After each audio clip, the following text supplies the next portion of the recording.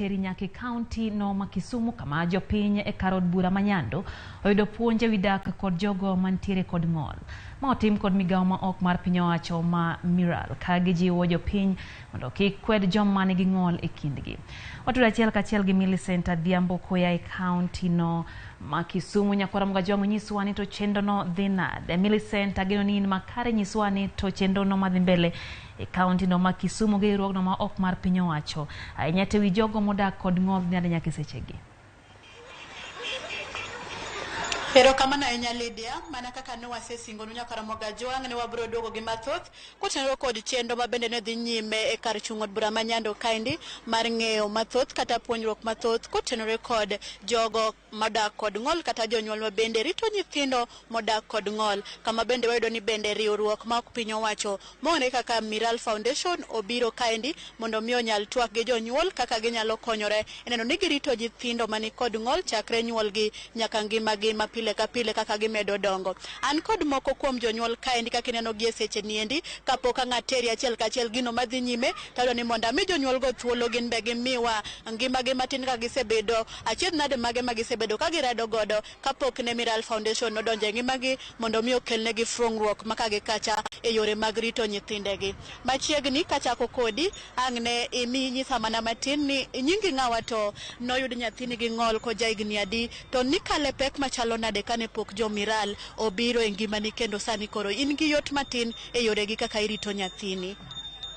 Nyinga en Mary Achieng' Otieno to nyathina ayudo ka nafwenyo ni en gi ng'ol koromo dweche 7. Kaka nanyalo konyora mondo mi obed piny to muto chung' na onge nyalo manyalo tere godo kar ruecho. Koro ka Nyasaye nokelo na jo Miral nochung'na motegno yor fea kata yor ruecho manyalo rwaye godo motegno. Gimiya nyaka wheelchair ma nyathi nyalo bete, nyathi sani bet kendo gimiya nyaka wuoche ma nyathi nyalo rwako. Tiende sani aneno koriere kendo chung' motegno. Agone gi erokamano. Sani nyaka ne yude dweche 7. Sani nyathi ja higa adi? Sani nyathi oseromo higa 3. Kendo aneno ka en koda lokruok maduong' kokalo kuom jo Miral. Koro in gi mor kotenore kod chendo magin go ka odiochieng' ma kawuono tang'o minyalo jiwo jonyuol weteni mabe ok ochopo kae? An gi mor kendo anyalo hero mondo mi ajiw jonyuol wetena man bende nigi nyithindo man gi ng'ol mopande udi mondo mi gigol nyithindo oko mondo yud konyruok gi pan nyithindo e udi. Ero kama na enya machiegni abro mi janyuol machielo ma bende biro miyo sigande matin kotenore kod kaka ne odhach kochako bet gi nyathine nyaka koro sani en e riwruok mar Miral machiegni. Ero kamano ne Radio Ramogi TV kuom odiochieng' ma kawuono mondo bi ukaw nyasini ukete kor yamo. Anyalo wacho ni nyathina nanyuole konuwo gi tiende mobudho kapok oywak ma gino hinye ahinya to korka ng'olne nafwenyo ken jadweche 6 ema nafwenyo ni en kod ng'ol.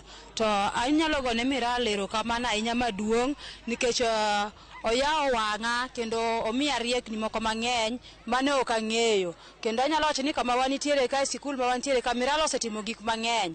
Gisegero ot, school, class ne nyithindo man kod ng'ol. Wagone gi erokamano. Ok ni nyithindo man kod ng'ol kende ma ging'iyo, to ging'iyo nyaka nyithindo mantiere kod chandruok ma jonyuol gi ok nyal. Gikawo ma gitere school kendo nyaka books ginyiewo negi, nyaka desk bende gimiyogi. Wagone gi erokamano. Nyathina gimiyo na wheelchair mane pod aonge kata gi plan na nyalo nyiewo. Nyathini kod wheelchair, en kod wuoche monyalo rwako. Agone jo Miral erokamano. Koro ka duoki chien matin iwacho gani seche duto ma oyud nyathi ka ni kod ng'ol. Iyudo ni nitie kaka wuonot gi minot seche moko ginyalo balo kotenore kod wacha makamano. Inyalo wacho ang'o kendo jiwo joma chuo kotenore kod sama nyathi obiro e ngima u ka un kod ng'ol? Adiera en pek ne mine ma kod nyithindo mag ng'ol nikech joma chuo ong'e ni mago kuong mwago thuchewa mwabiro godo to ok en kamano. Anyalo wacho ni en plan mar Nyasaye nikech kata ng'ama miyo ok diyie mondo mi nyathino bedo kod ng'ol to tamo watama nikech chenro mar Nyasaye kako osebiro chal kamano. Anyalo kwayo joma chuo ni mondo uriuru kodwa mondo miwa mijingo nikech wan mon wan joma nyap to kichaki jwang'a kod nyathi tanyalo bedo kod chandruok mang'eny makaka nyalo konyo nyathi onge. Koro joma chuo uru woko mondo mu konywa kod nyithindo man kod ng'ol. Ikaw nyathi kaka achiel kuom nyithindi kendo ihergi. Koro kotenore kod wachno ende wayudo ga bende ni anyuola kod jirende gin jogo ma bende ok ohero ga bedo machiegni kod jogo ma koneno ni min ng'ane Nyasaye omiyo nyathi mong'ol. Ei wachno bende inyalo wacho ang'o, nikech ok ang'eyo kod isekale mano to kata iseneno ka nitie jogo makale akweda makamago. Erokamano, akwede to nitiere kor gweng', kendo sami nyuolo nyathi man kod ng'ol ibiro wachni, ibiro winjo weche magiwacho kuomi. Kaka nyalo wacho ni sama nanyuolo nyathi man kod ng'ol ji nowuoyo, kendo moko be oluor biro iri nikech gineno ni in mimiyo nyathini chalo kamano, kata nitiere gimoro mimako momiyo nyathini kod nyuol. Koro ok gida mondo mi gichorre kodi machiegni. Mago pek mwasekaloe. To dakwa ogandawa ni mondo mi kineno janyuol man kod nyathi man kod ng'ol, bok en hero mare, ten chenro mar Nyasaye. Kaka mondo ihere, iwuo kode, igo kode mbaka. Samugo kodwa mbaka go, to wawinjo maber nikech koro kwa ng'i alwora ma wantie kata gweng' ma wantie, wayie ni un kodwa achiel ok ukwedowa.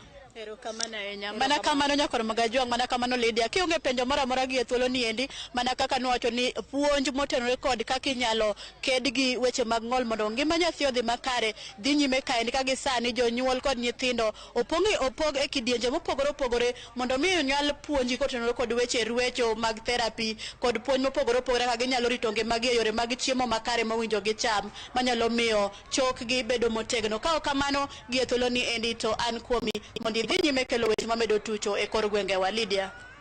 Erokamano Millicent koya account ma Kisumu kuom report makare, kendo wageno tudre kodi bang'e kabenda ng'eni konwa weche go weche manyien mag midhiambo. Erokamano Millicent.